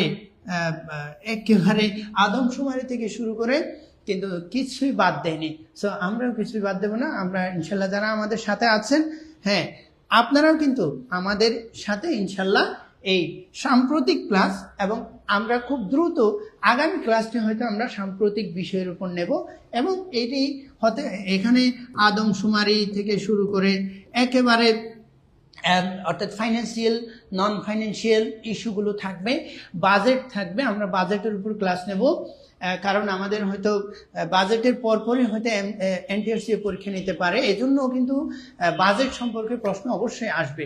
আমরা কিছুই বাদ দিতে পারবো না। এজন্য আমাদের 49তম বিসিএস এর প্রশ্ন কিন্তু আমাদেরকে এটি শিখিয়েছে যে আপনি কিছুই বাদ দিতে পারবেন না, কোনো সাবজেক্ট, বাদ দিতে পারবেন না কোনো টপিক। এমনকি সাম্প্রতিকের উপর কিন্তু খুব বেশি নজর ছিল 49তম বিসিএস এর প্রশ্নে। যাই হোক, আমরা একটু সামনে আগাই। 10-এর অ্যান্সার ইতিমধ্যে অনেকেই করেছেন। 10-এর অ্যান্সার করেছেন, জি। হ্যাঁ, যাদের 49তম বিসিএস এর যে আমরা কোয়েশ্চন সলভিং এর 4টা ক্লাস নিয়েছিলাম, যাদের এই ক্লাসগুলো দরকার আপনারা একটু কাইন্ডলি কমেন্টস করুন, আপনাদেরকে আমরা লিঙ্ক শেয়ার দিয়ে দেব। ওকে, আসেন স্যার, একটু ক্লাসে মনোযোগ দিলে ভালো হয়। যাই হোক, আমরা 10-এর অ্যান্সার কারা কারা করেছেন একটু দেখি। 10-এর অ্যান্সার 10-এর অ্যান্সার নদী আক্তার ম্যাম করেছেন, ফারজানা মিমি ম্যাম করেছেন, রুকসানা আক্তার ম্যাম করেছেন, আর কে সুজন স্যার। অত্যন্ত সুন্দর এবং অর্থাৎ একেবারে সঠিক অ্যান্সার করার জন্য আপনাদেরকে অসংখ্য ধন্যবাদ। 1972 সালে। এখন আমরা পরবর্তী কোয়েশ্চনে চলে যাব। পরবর্তী কোয়েশ্চনটি হচ্ছে আমাদের সমাজকর্মীর প্রধান উপকরণ কি? সমাজকর্মীর প্রধান উপকরণ কি কোনো যন্ত্রপাতি থাকবে? আমার তো মনে হয় না। অর্থ কি লাগবে ওখানে? সমাজকর্মী হতে গেলে কি অর্থ লাগে? আমার মনে হয় না। আইন লাগবে নাকি মানব সম্পর্ক লাগবে? একটু কাইন্ডলি আপনারা জানান। আপনারা একটু কাইন্ডলি জানালে আমরা আপনাদেরকে অর্থাৎ আমরা পরবর্তী কোয়েশ্চনে যেতে পারবো। আমরা আপনাদের কোয়েশ্চনের আশায় আছি। ওকে, ধারকে সুজন স্যার, আপনার তো সবকিছুই মনে আছে, বাদ যাবে না একটা শিশু। আমরা কিন্তু আগে বলতাম এই কথাগুলো, বাদ যাবে না একটা শিশু। একটু কাইন্ডলি 11 নাম্বার কোয়েশ্চেনের অ্যান্সারটা আপনাদের কাছ থেকে আশা করছি। হ্যাঁ, ক্লাসগুলো আমার খুব দরকার। হ্যাঁ, আহসান স্যার, আপনাকে ইনশাল্লাহ ক্লাসের লিঙ্কগুলো দিয়ে দেওয়া হবে এবং আমাদের যারা প্রতিনিধি আছেন ওনারা আপনাদের লিঙ্কগুলো শেয়ার করবেন। হ্যাঁ, আহসান স্যার লিখেছেন 10-এর 1972, 972 লিখেছেন। হয়তো উনি লিখতে চাইছিলেন 1972, কিন্তু 972 হয়ে গেছে। ওকে, যে সমাজকর্মীর প্রধান উপকরণ কি? আমরা কারো কাছ থেকে একটু অ্যান্সারটা আশা করছি। আমরা কেউ যদি সঠিক অ্যান্সারটি করেন তাহলে কিন্তু পরবর্তী কোয়েশনে আমরা চলে যাব। হ্যাঁ, নদী আক্তার ম্যাম লিখেছেন মানব সম্পর্ক। যাই হোক, ওকে, মানব সম্পর্কের মাধ্যমে একজন সমাজকর্মী তথ্য সংগ্রহ করে সবকিছু মানুষের উপকার করে, যাই হোক সবকিছুই করে। সমাজকর্মীর প্রধান উপকরণ হচ্ছে মানব সম্পর্ক। আমরা পরবর্তী কোয়েশনে যাচ্ছি, মানুষের দলগত আচরণ নিয়ে। মানুষের দলগত আচরণ নিয়ে বৈজ্ঞানিক অধ্যয়নকে কি বলে? এটি কিন্তু দলগত আচরণ বলছে এখানে, ইন্ডিভিজুয়াল না, কিন্তু দলগত আচরণ। হ্যাঁ, এটি কিন্তু জীববিজ্ঞান। আমরা কিন্তু জীববিজ্ঞানকে বাদ দিচ্ছি, কারণ এটি হচ্ছে আমরা জানি জীববিজ্ঞান তো অর্থাৎ একেবারে জীব নিয়ে আলোচনা। হ্যাঁ, এরপরে অর্থনীতিও কিন্তু আমরা বাদ দেব। এরপরে মনোবিজ্ঞান এবং সমাজবিজ্ঞান, এই দুটার মধ্যে আপনারা কোনটা নেবেন একটু কাইন্ডলি বাছাই করুন। 12 নাম্বার কোয়েশ্চন, 12 নাম্বার কোয়েশ্চনে, হ্যাঁ 12 নাম্বার কোয়েশ্চন, 12 নাম্বার কোয়েশ্চনের অ্যান্সার আপনাদের কাছ থেকে আশা করছি। সমাজবিজ্ঞান হবে নাকি মনোবিজ্ঞান হবে? মানুষের দলগত আচরণ নিয়ে বৈজ্ঞানিক অধ্যয়নকে কি বলে? এবং মানুষের হ্যাঁ একক আচরণ, হ্যাঁ একক আচরণ এর বৈজ্ঞানিক অধ্যয়ন কি হবে? বৈজ্ঞানিক অধ্যয়ন, হ্যাঁ এটি সম্পূর্ণ ভিন্ন দুটি। আপনারা একটু 12 নাম্বার অ্যান্সার করুন। হ্যাঁ, মনোবিজ্ঞান লিখেছেন আসলে একক যে আচরণ, হ্যাঁ এই যে একক আচরণ, এটিকে আমরা মনোবিজ্ঞানে দেব। এবং আপনাদের যে এখানে দলগত আচরণ রয়েছে, এটি আমরা অবশ্যই কিসে দেব? সমাজবিজ্ঞানে। ওকে, সমাজবিজ্ঞানে থাকবে। হ্যাঁ, অনেকে সঠিক অ্যান্সার করেছেন। আর কি সুজন স্যারকে বলবো একটু একক আচরণ এবং দলগত আচরণ একটু আলাদা করার জন্য। আপনি যখন আলাদা করবেন তখন আপনি বুঝতে পারবেন। ওকে, আশফাক কুতুবদিয়া থেকে দেখছেন ছোট ভাই, যাই হোক ওয়ালাইকুম আসসালাম। হ্যাঁ, জয়েন করার জন্য অসংখ্য ধন্যবাদ। আশফাককে একটু রিকোয়েস্ট করব ক্লাসটি শেয়ার করার জন্য, যাতে করে আপনার ফ্রেন্ডরাও ক্লাসটি উপভোগ করতে পারেন। হ্যাঁ স্যার, আমি সমাজবিজ্ঞান গ্রুপ ক্লাসটা দেখা যায় না। হ্যাঁ, আপনি একটু কাইন্ডলি আমাদের টিউটোরিয়ালের যে নাম্বার আছে এখানে একটু যোগাযোগ করুন। কাইন্ডলি যে 60 নাম্বারে যোগাযোগ করুন, আপনাকে ক্লাসে অ্যাড করিয়ে দিবে। ওকে, হ্যাঁ মালিক স্যারকে বলছি একটু কাইন্ডলি 60 নাম্বারে যোগাযোগ করুন, আপনাকে অ্যাড করে দিবে। হ্যাঁ, আর যারা আছেন, হ্যাঁ এই যে মালিক স্যার লিখছেন 12-এর খ, হ্যাঁ 12-এর খ, 12 সমাজবিজ্ঞান। যাই হোক, আমরা পরবর্তী কোয়েশনে চলে যাচ্ছি। ওকে, আমাদের পরবর্তী কোয়েশনটি হচ্ছে কত সালে আমেরিকায় অর্থনৈতিক মহামন্দা সংঘটিত হয়েছিল? আমরা কিন্তু এটি আপনাদের দেখিয়েছিলাম, তাই না? কত সালে মহামন্দা সংঘটিত হয়েছিল আপনারা একটু বলেন তো, নাকি আপনাদের জন্য আবার শুরুতে স্লাইডে চলে যেতে হবে? হ্যাঁ, কত সালে আমেরিকায় মহামন্দা সংঘটিত হয়েছিল? আমি কিন্তু এটি অর্থাৎ আলোচনার সময় বলেছিলাম এটি এমসিকিউতে থাকবেই থাকবে। এমনকি এটি হতে পারে এনটিআরসি এর পরীক্ষায়ও এই কোয়েশ্চনটি থাকতে পারে। শুধুমাত্র সমাজবিজ্ঞান অথবা সমাজকর্ম অথবা সামাজিক বিজ্ঞান বলে নয়, এটি আপনারা জিকে হিসেবেও পেতে পারেন। সাধারণ জ্ঞান অংশেও কিন্তু এই কোয়েশ্চনটি পেতে পারেন। সো বাদ দেওয়ার কিছুই নেই। আমেরিকায় কত সালে মহামন্দা সংঘটিত হয়েছিল? একটু কাইন্ডলি আহসান স্যারকে বলবো 13 নম্বর কোয়েশ্চনের অ্যান্সারটা করার জন্য। এবং আপনারা যারা নিয়মিত অ্যান্সার করেন একেবারে, হ্যাঁ আপনারা একটু 13 নম্বর কোয়েশ্চনের অ্যান্সার করে আমাদেরকে হেল্প করবেন, আমরা যাতে করে আমরা আপনাদের পরবর্তী কোয়েশ্চনগুলো আপনাদের সামনে নিয়ে আসতে পারি। একটু কাইন্ডলি স্যার আমি চাই সমাজবিজ্ঞানের ক্লাসগুলো। ওকে, হ্যাঁ আপনাদেরকে ক্লাসগুলো অবশ্যই আমরা পাঠিয়ে দেব। আপনারা একটু কমেন্টস করে রাখেন, হয়তো আমাদের প্রতিনিধিরা একটু ব্যস্ত থাকতেও পারে, আপনাদের কমেন্টসের উপর ভিত্তি করে আমরা কিন্তু আপনাদের ক্লাসগুলো ইনবক্সে দিয়ে দেব, যাতে করে আপনারা আমাদের 4টা ক্লাস বিসিএস 49তম বিসিএসের কোয়েশ্চেন সলভিং এর উপর 4টা ক্লাস যে নিয়েছিলাম, এই ক্লাসগুলো আপনাদেরকে দিয়ে দেওয়া হবে। হ্যাঁ, অবশ্যই 1929 সালে কি হয়েছিল? হ্যাঁ, 1929 সালে মহামন্দা হয়েছিল। হ্যাঁ, ওকে, যাই হোক, আমরা 14 নম্বর কোয়েশ্চেনে যাচ্ছি। আমাদের 14 নম্বর কোয়েশ্চেনটি হচ্ছে চিরস্থায়ী বন্দোবস্ত কখন প্রবর্তন করা হয়? চিরস্থায়ী বন্দোবস্ত কখন প্রবর্তন করা হয়? দেখি এই কোয়েশ্চেনটি কিন্তু আমি এখানে দেখছি 14 নাম্বার কোয়েশ্চেন। চিরস্থায়ী বন্দোবস্ত কখন প্রবর্তন করা হয়? আপনি একটু দ্রুত অ্যান্সার করে আমাদের জানিয়ে দেন, চিরস্থায়ী বন্দোবস্ত কখন প্রবর্তন করা হয়? চিরস্থায়ী বন্দোবস্ত কখন প্রবর্তন করা হয়? আপনারা যারা আছেন নিয়মিত অ্যান্সার করে যাচ্ছেন, আপনাদেরকে সম্মিলিতভাবে আমি ধন্যবাদ জানাচ্ছি। আহসান স্যারকে অসংখ্য ধন্যবাদ। উনি 1429 লিখেছেন। যাই হোক, হ্যাঁ, না, রোকসানা আক্তার ম্যাম হ্যাঁ লিখছেন। একটু আপনারা অ্যান্সার করার সময় নাম্বারটা একটু শুরুতে দিলে ভালো হয়, যে 14, এরপরে ক খ গ গ এখানে দিবেন, এইভাবে অ্যান্সার করলে ভালো হয়। হ্যাঁ, একটু কাইন্ডলি দ্রুত অ্যান্সার করুন।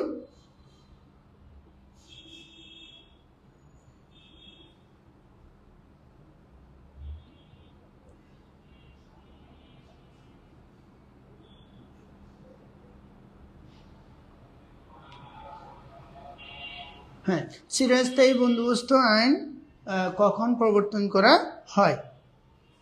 চিরস্থায়ী বন্দোবস্ত আইন কখন প্রবর্তন করা হয়? 14 নম্বর কোয়েশ্চেন।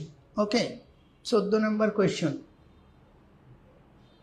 14 নম্বর কোয়েশ্চেন আপনাদের কাছ থেকে আমরা আশা করছি 14 নম্বর কোয়েশ্চেনের অ্যান্সার, হ্যাঁ, 1793। অসংখ্য ধন্যবাদ আপনাদেরকে 14 নম্বর কোয়েশ্চেনের সঠিক অ্যান্সার করার জন্য। 1793 সালে কি হয়? আপনার চিরস্থায়ী বন্দোবস্ত প্রবর্তন করা হয়। এরপর আমরা যাব হচ্ছে পরবর্তী কোয়েশ্চনে, সর্বপ্রথম কোন দেশ সমাজকর্ম পেশার উদ্ভব ঘটে, অর্থাৎ সমাজকর্মকে একটি পেশা হিসেবে সম্মান দিয়েছিল, স্বীকৃতি দিয়েছিল কোন দেশ? একটু বলতে হবে।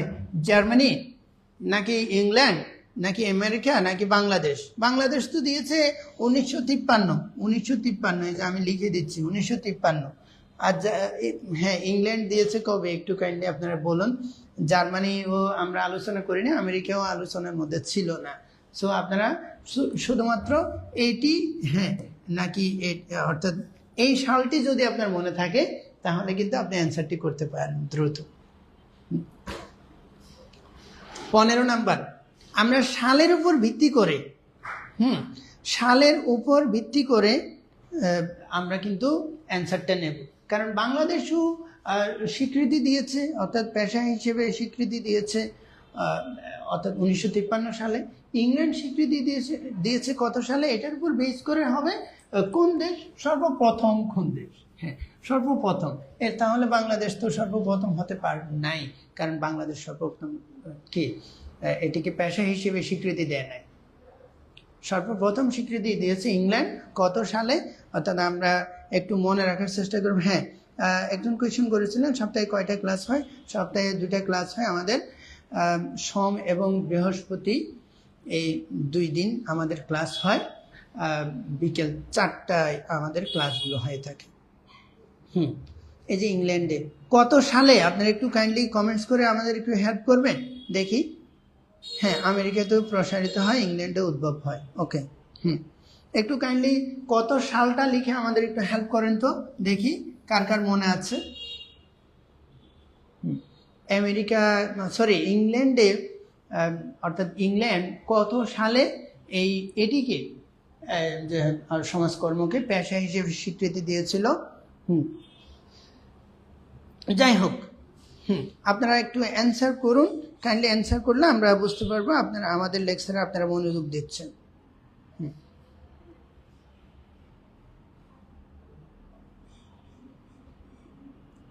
হ্যাঁ, আপনারা যারা আছেন একটু কাইন্ডলি দ্রুত জানিয়ে দিবেন আমাদেরকে। এই তো ইংল্যান্ড 1869 সালে, আমেরিকায় 1877 সালে, বাংলাদেশ কবে দেয়? হ্যাঁ, বাংলাদেশ কবে দেয় সেটা তো আমরা লিখে দিয়েছি। ওকে, যাই হোক, আমরা পরবর্তী কোয়েশনে চলে যাচ্ছি। আমাদের পরবর্তী কোয়েশনটি হচ্ছে মনোবিজ্ঞানের শাখা কয়টি? এটি নিয়ে কিন্তু আমরা বিস্তারিত আলোচনা করব যদি সময় থাকে। ওকে, মনোবিজ্ঞানের কয়টি শাখা রয়েছে? মনোবিজ্ঞানের কয়টি শাখা আছে একটু বলেন কাইন্ডলি। মনোবিজ্ঞানের শাখা কয়টি? মনোবিজ্ঞানের কয়টি শাখা রয়েছে? মনোবিজ্ঞানের কয়টি শাখা রয়েছে? আহসান স্যার 1877 লিখেছেন, দিশাহীন যাত্রী লিখেছেন 1869। আপনাদের মধ্যে এত কনফ্লিক্ট কেন? হ্যাঁ, আপনারা আমাদের যে শুরুতে যে স্লাইড রয়েছে এগুলো দেখে একটু কনফ্লিক্টগুলো দূর করে নেবেন। মনোবিজ্ঞানের কয়টি শাখা আছে একটু কাইন্ডলি অ্যান্সার করুন। হ্যাঁ, 16 নম্বর কোয়েশ্চেন, আর 4টি কোয়েশ্চেন বাকি আছে আপনাদের, আর 4টি মাত্র কোয়েশ্চেন আপনাদের বাকি আছে। একটু কাইন্ডলি দ্রুত অ্যান্সার করুন আমরা যাতে সামনের প্রশ্নে এগিয়ে যেতে পারি।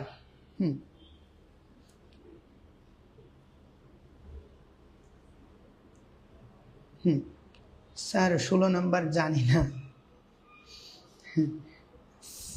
সীমা খান লিখেছেন 16 নম্বর জানি না। আচ্ছা, যাই হোক, 16 নম্বর আপনি জানেন না। 16 নম্বর জানি না লিখছেন। হ্যাঁ, 16 নম্বর কিন্তু 8টি আমরা আপনাদের জন্য, অর্থাৎ এই যে 8টি যে শাখা রয়েছে এটি আমরা বিস্তারিত আলোচনা করব। তবে আমরা একটু শেষ করি, এরপরে কিন্তু আমরা আপনাদের জন্য বিস্তারিত আলোচনা করে আপনাদের এগিয়ে রাখবো।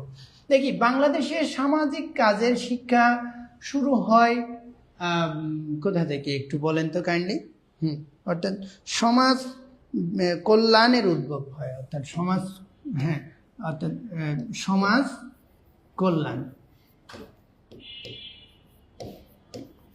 কল্যাণের উদ্ভব হয় কোথা থেকে? কোন বিশ্ববিদ্যালয় কিন্তু অর্থাৎ যে সমাজ কল্যাণকে শুরু করে? স্যার উপরে যোগাযোগ নম্বরে 580 নম্বরে যোগাযোগ করতে বলে, সেখানে যোগাযোগ করলে কোনো রিপ্লাই দেয় না। আচ্ছা, হয়তো আমাদের প্রতিনিধি ব্যস্ত থাকতে পারে, একটু পরেই আপনাদের সাথে যোগাযোগ করবে। আপনি ট্যাক্স করে রাখুন। এই 80 নাম্বার হচ্ছে, এখানে হচ্ছে সব সেম থাকবে, লাস্টে 80 নাম্বারে আপনি ট্যাক্স করে রাখেন, আপনাকে সব ধরনের সহযোগিতা দেওয়া হবে। একটু কাইন্ডলি দ্রুত লিখেন, দ্রুত অ্যান্সার করুন কাইন্ডলি। কেউ এখনো 17 নাম্বার কোয়েশ্চেনের অ্যান্সার আমরা পাচ্ছি না। হ্যাঁ, ঢাকা বিশ্ববিদ্যালয়ে আর কে সুজন স্যার লিখেছেন ঢাকা বিশ্ববিদ্যালয়। আমরা কিন্তু আলোচনার মধ্যেই বলেছিলাম ঢাকা বিশ্ববিদ্যালয়ে প্রথম ওই যে কবরস্থান, আজিমপুর কবরস্থানের উত্তর পাশে সমাজ কল্যাণ বিভাগ রয়েছে, ওখান থেকে কিন্তু অর্থাৎ ওখানে কিন্তু ঢাকা বিশ্ববিদ্যালয় কি করে যে সামাজিক কাজে শিক্ষা শুরু করে। যাই হোক, হ্যাঁ, আমরা পরবর্তী কোয়েশ্চনে যাচ্ছি। আমাদের পরবর্তী কোয়েশ্চনটি হচ্ছে সামাজিক কাজের মূল লক্ষ্য কি?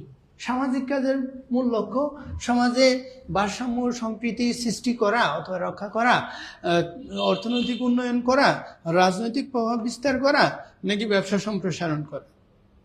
আমরা এখান থেকে 2টি অপশন বাদ দিতে পারি, অথবা আপনারা আরেকটি অপশন বাদ দিয়ে কোন অপশনটি নেবেন সেটি আপনাদের ইচ্ছা। এখন 18 নম্বর কোয়েশ্চেনের অ্যান্সার আপনারা করবেন প্লিজ। ঢাকা বিশ্ববিদ্যালয় প্রিয় বিশ্ববিদ্যালয়। ওকে, যারা 17 নম্বর কোয়েশ্চেনের অ্যান্সার করেছেন আপনাদের অসংখ্য ধন্যবাদ। সঠিক অ্যান্সার করেছেন রুকসানা আক্তার ম্যাম, সঠিক অ্যান্সার করেছেন। এরপরে নদিয়া আক্তার ম্যাম লিখেছেন দিশাহীন যাত্রী লিখেছেন। এরপরে রুকসানা আক্তার ম্যাম আবার লিখেছেন। আহসান স্যার লিখেছেন ঢাকা বিশ্ববিদ্যালয় প্রিয় বিশ্ববিদ্যালয়, অবশ্যই প্রাইসের অক্সফোর্ড বলা হয় এটিকে। উম্মে তুফা ম্যাম লিখেছেন, সঠিক অ্যান্সার করেছেন। মালেক কে ওকে স্যার লিখেছেন। হ্যাঁ, আশা করি আপনি বুঝতে পেরেছেন। আপনাদের যে কোনো সমস্যার জন্য আমাদের স্ক্রিনে দেওয়া 60 নাম্বার নয় 80 নাম্বার 01804995580 নাম্বারে একটু ট্যাক্স করে রাখবেন অথবা ভয়েস দিয়ে রাখবেন। আমাদের প্রতিনিধিরা হয়তো একটু ব্যস্ত থাকতে পারে, আপনাদের ক্রমানুক্রমিকভাবে অর্থাৎ সিরিয়াল অনুযায়ী আপনাদেরকে অ্যান্সারগুলো দিবে। হ্যাঁ, এই যে 18 এর অ্যান্সার করে যাচ্ছেন। 18, হ্যাঁ, ঢাকা বিশ্ববিদ্যালয়ে 3 বছর মেয়াদী অনার্স কোর্স এবং মাস্টার্স কোর্সে 2 বছর। যাই হোক, আমরা বিস্তারিততে পরে যাব। এখন 18 নম্বর কোয়েশ্চেনের অ্যান্সার আপনারা যারা করেছেন আপনাদের অসংখ্য ধন্যবাদ জানাচ্ছি। সমাজে ভারসাম্য এবং সম্প্রীতি রক্ষা করা অথবা সম্প্রীতি সৃষ্টি করাই হচ্ছে সামাজিক কাজের মূল লক্ষ্য। এখন আমরা আপনাদের জন্য 19 নাম্বার কোয়েশ্চনে কি আছে একটু দেখব। ওকে, সামাজিক কাজের প্রধান ক্ষেত্র কোনটি একটু বলেন তো? পরিবার, বিদ্যালয়, হাসপাতাল, কারখানা, কোনটা? ওই যে পরিবার, কারখানা বাদ দিলাম, তারপরে হাসপাতাল বাদ দেবো নাকি স্কুল বাদ দেবো নাকি পরিবার, কোনটা নিবেন আপনি বলেন? প্রসেস অফ এলিমিনেশন অনুযায়ী আপনি বাদ দিবেন নাকি নিবেন?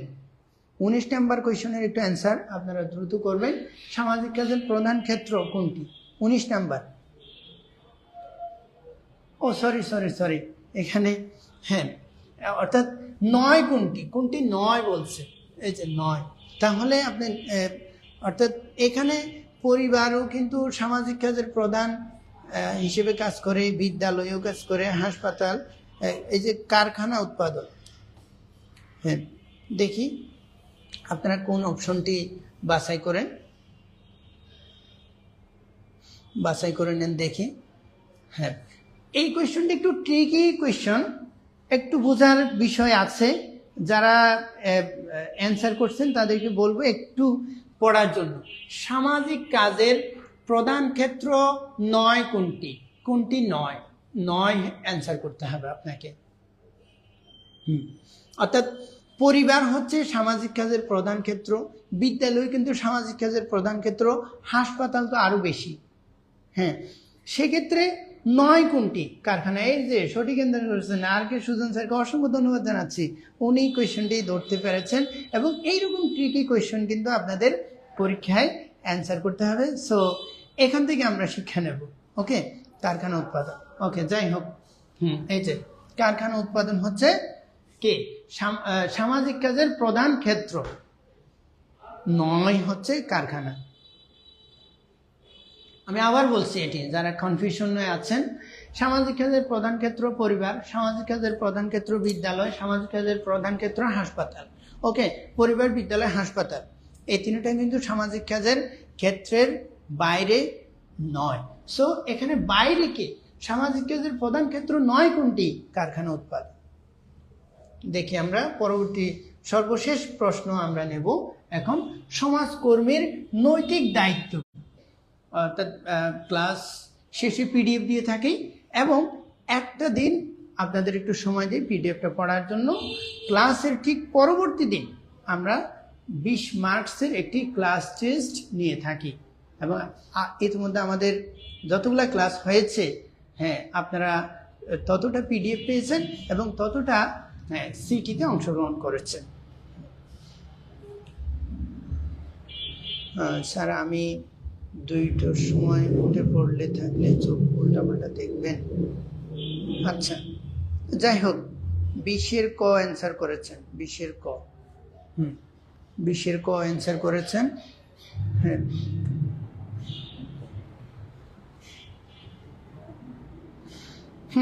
সমাজকর্মীর নৈতিক দায়িত্ব কি?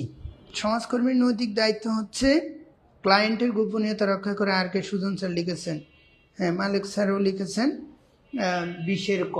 আসলে ক্লায়েন্টের গোপনীয়তা যদি আমরা রক্ষা করতে না পারি তাহলে এটি নৈতিক দায়িত্ব হিসেবে, অর্থাৎ নৈতিকতা বিবর্জিত কাজ হবে। এই জন্য ক্লায়েন্টের গোপনীয়তা রক্ষা করাটা কি একজন অর্থাৎ সমাজকর্মীর মূল কাজ।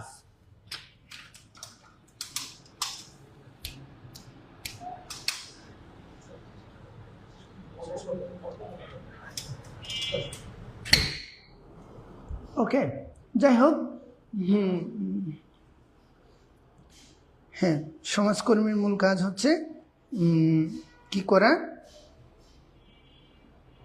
ক্লায়েন্টের এখানে ক্লায়েন্ট বলতে অর্থাৎ যারা সামাজিক গবেষণা কোর্সটি পড়েছেন অথবা যাদের ছিল ওনারা জানেন, এখানে হচ্ছে আমরা যখন তথ্য সংগ্রহ করতে যাই অথবা আমাদের ডাক বিভাগের মাধ্যমে যদি তথ্য কারো কাছ থেকে আমরা পাই অথবা সরাসরি সাক্ষাৎকার অথবা পরোক্ষভাবে সাক্ষাৎকার হতে পারে, বিভিন্ন মাধ্যমে কিন্তু সাক্ষাৎকার নেওয়া হয়, ব্যক্তিগত তথ্যগুলো আমরা পেয়ে থাকি।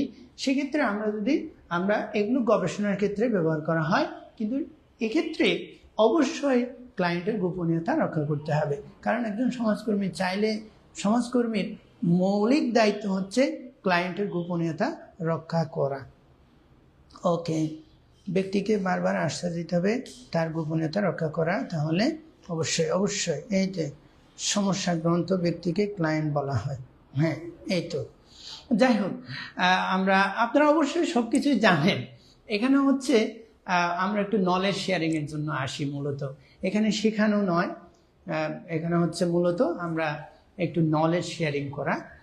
আমরা অবশ্যই যারা এখানে আছেন, আপনারা তো অবশ্যই এই সাবজেক্টে পড়েছেন, সমাজকর্মী পড়েছেন অথবা সমাজ কল্যাণ অথবা ইসলামী সংস্কৃতি অথবা শুধু ইতিহাস অথবা সমাজবিজ্ঞান অথবা মনোবিজ্ঞান অথবা দর্শন অথবা আমাদের যে 14টা সাবজেক্ট অথবা ডিগ্রি করেছেন অনেকে। আপনারা শুধুমাত্র যে শুধু সহকারী শিক্ষক সামাজিক বিজ্ঞানে অ্যাপ্লাই করতে পারবেন। আপনারা 14টা ক্ষেত্র থেকে এসে কিন্তু আপনারা কি সামাজিক বিজ্ঞান সহকারী শিক্ষক স্কুল পর্যায়ে অ্যাপ্লাই করতে পারবেন। এবং আপনারা যারা নিজেকে প্রভাষক হিসেবে পরিচয় দিতে চাচ্ছেন অথবা প্রভাষক হিসেবে নিজের পেশা করতে চাচ্ছেন, আপনাদের জন্য অবশ্যই আপনারা যারা সমাজবিজ্ঞান থেকে পড়েছেন সমাজবিজ্ঞানে অ্যাপ্লাই করতে পারবেন, এবং যারা সমাজ কল্যাণ থেকে পড়েছেন অথবা সমাজকর্ম থেকে পড়েছেন তাদের জন্য কলেজ পর্যায়ে সমাজকর্ম বিভাগে অ্যাপ্লাই করতে পারবেন। হ্যাঁ, আপনাদের জন্য আমরা কোর্স রান করছি। যারা সমাজবিজ্ঞানে প্রভাষক পদে অ্যাপ্লাই করবেন তাদের জন্য আমরা কোর্স রান করছি, এবং যারা সমাজকর্মতে প্রভাষক হিসেবে কলেজ পর্যায়ে পেশা সাজাতে চাচ্ছেন, নিজের আইডেন্টিটি ক্রিয়েট করতে চাচ্ছেন, তাদের জন্য আমাদের কোর্স রান করছি। এবং আমরা সামাজিক বিজ্ঞান অর্থাৎ যারা কলেজ পর্যায়ে নয় শুধুমাত্র এবং স্কুল পর্যায়ে মাত্র 588টা শূন্য পদ রয়েছে এখানে 580। আমার তো 588টার দরকার নেই, তাই না? আমার একটা শূন্যপদ হলেই যথেষ্ট, আমার একটা পদের জন্য লড়াই করব। ওকে, এই একটা পদ যারা চাচ্ছেন অর্থাৎ সামাজিক বিজ্ঞান স্কুল পর্যায়ে যারা নিজেকে টিচার হিসেবে স্বপ্ন দেখেন, নিজেকে টিচার হিসেবে তৈরি করতে চাচ্ছেন, আপনাদের জন্য আমরা যে সামাজিক বিজ্ঞান কোর্স লঞ্চ করেছি। এবং আমরা ক্লাস নিয়ে থাকি প্রতি সপ্তাহে 2 দিন। হ্যাঁ, রুটিন দেওয়া আছে। তাছাড়া আমরা ক্লাসের শেষে পিডিএফ দিয়ে থাকি, এবং ক্লাসের পরদিন আপনাদের সিটি পরীক্ষা হয়, অর্থাৎ ক্লাস টেস্ট হয়ে থাকে। আশা করি আপনারা এইভাবে যদি আমাদের সাথে প্রত্যেকটা ক্লাস করেন এবং প্রত্যেকটা সিটিতে অংশগ্রহণ করেন, তাহলে আমার মনে হয় না আমাদের যে মূল পরীক্ষা এনটিআরসি পরীক্ষা নিবে, ওখানে তো মাত্র 140টা এমসিকিউ থাকবে, কিন্তু আমরা আপনাদেরকে হাজারো এমসিকিউ সলভ করিয়ে দিচ্ছি, ক্লাসের মধ্যে হোক সেটা সিটির মাধ্যমে হোক। আশা করি ইনশাল্লাহ যারা এখনো আমাদের সাথে ভর্তি হন নাই তাদের প্রতি একটি রিকোয়েস্ট থাকবে, আপনাদের এই যে আমরা সার্ভিস দিয়ে যাচ্ছি, এই সার্ভিসটুকু যদি আপনারা স্বল্প মূল্যে গ্রহণ করতে চান, তাহলে অবশ্যই আপনারা আমাদের সাথে যোগাযোগ করবেন 01। হ্যাঁ, এই যে এখানে আমরা কিন্তু সবকিছু দেখতে পাচ্ছি। হ্যাঁ, এখানে কিন্তু অর্থাৎ আপনারা যারা ইতিমধ্যে এডমিশন নিতে চাচ্ছেন, যে অর্থাৎ এভাবে যদি আপনারা সপ্তাহে 2টা করে ক্লাস করেন, তাহলে আমার মনে হয় না আপনার সিলেবাসের কিছু অংশ বাকি থাকবে।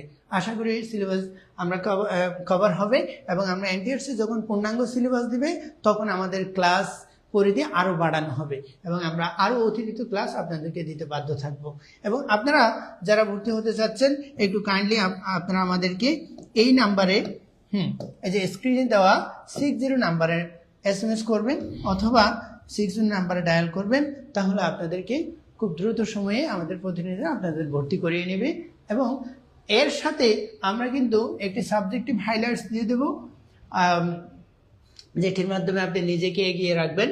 এবং আমরা সাবজেক্টিভের জন্য 30টা ক্লাস রেখেছি এবং 30টা ক্লাসের পাশাপাশি 30টা পিডিএফ পাবেন এবং 30টা সিটি অর্থাৎ ক্লাস টেস্ট পেয়ে যাবেন। হ্যাঁ, এবং আপনারা যারা নিজেকে এগিয়ে রাখার জন্য ইতিমধ্যে আপনারা যারা নিজেকে এগিয়ে রেখেছেন, এই যে আমাদের অর্থাৎ এনটিআরসিএ ফুল কোর্সে ভর্তি হয়ে নিজেদের এগিয়ে রেখেছেন, 4টি জেনারেল হাইলাইটস কিন্তু আমাদের হাতে রয়েছে, হাতে দেখতে পাচ্ছেন। এই 4টি জেনারেল বই যদি আপনি পড়েন, এখানে কিন্তু 4টি নয়, এখানে মূলত 5টি বই। একটা হচ্ছে যে সাধারণ জ্ঞানের মধ্যে সাধারণ বিজ্ঞানও কিন্তু অ্যাড করা। আপনারা যারা বইগুলো অথবা আপনারা যারা ভর্তি হবেন, আপনাদের সাথে সাথে এই বইগুলো পাঠিয়ে দেওয়া হবে। এবং এই বইগুলো সম্পূর্ণ সাজানো হয়েছে এনটিআরসি এর আপনার বিগত সালের প্রশ্ন দ্বারা। তা আমার এনটিআরসি এমন একটি অর্থাৎ বোর্ড বলবো, এমন একটি প্রতিষ্ঠান যেখানে সবচেয়ে বেশি প্রিভিয়াস কোয়েশ্চন কিন্তু রিপিট হয়। তাহলে আমার মনে হয় আপনি যদি এই বইগুলো পড়েন এবং আমাদের দেওয়া পিডিএফ পড়েন, আমার মনে হয় না আপনি 200 মার্কসের যে এমসিকিউ আসবে, 200টি এমসিকিউ, আমার মনে হয় এগুলো বিট করতে আপনার কষ্ট হবে না। সো আপনারা যারা কোনো সিদ্ধান্ত নিতে পারেন নাই, আপনাদের সঠিক সিদ্ধান্তের জন্য এবং সঠিক পরামর্শের জন্য এবং সঠিক গাইডলাইনের জন্য আপনারা আমাদের এই স্ক্রিনে দেওয়া নাম্বারে যোগাযোগ করতে পারেন। এবং 60 আছে এবং 61 আছে, এই নাম্বার কিন্তু ডায়াল করতে পারেন। অথবা আপনারা জিএস লিখে যদি কমেন্টস করেন আমাদেরকে, অথবা তাহলে আমাদের প্রতিনিধিরা আপনাদের সাথে যোগাযোগ করবে এবং আপনাদের সকল সমস্যার সমাধান দিবে। এবং যারা ভর্তি হতে চান তাদেরকে খুব দ্রুত সময়ে ভর্তি করে আমাদের যে রানিং বেস রয়েছে ওখানে অ্যাড করে দিবে। ওকে, আশা করি সকলে ক্লাসটি উপভোগ করলেন এবং আমাদের সাথে যদি থাকেন তাহলে ইনশাল্লাহ এই ধরনের সুন্দর সুন্দর এবং মজার ক্লাসগুলো উপভোগ করতে পারবেন। ইনশাল্লাহ সকলের জন্য শুভকামনা এবং সকলে ভালো থাকবেন, সুস্থ থাকবেন, এই আশাবাদ ব্যক্ত রেখে আজকের মতো এখানে শেষ করছি। আসসালামু আলাইকুম ওয়া রাহমাতুল্লাহ।